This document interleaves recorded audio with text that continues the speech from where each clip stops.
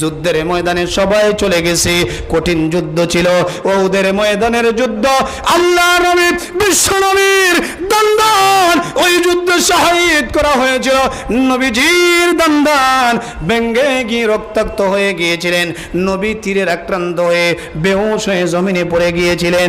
কিছু মুনাফিক মার্কা কিছু মুসলমান ছিল এবং কাফেরেরা রটাইয়া দিল মুহাম্মদ দুনিয়া থেকে চলে গেছেন।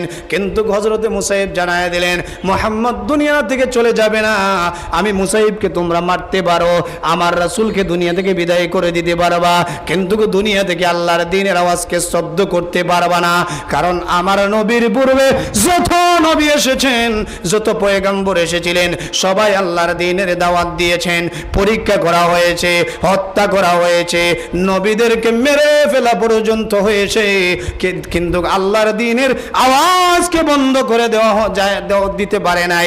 কিয়ামত পর্যন্ত জমিন যতদিন থাকবে আল্লাহর দ্বীনের আওয়াজ থাকবে, কেউ বন্ধ করতে পারবে না। কথা বলেন ঠিক কিনা?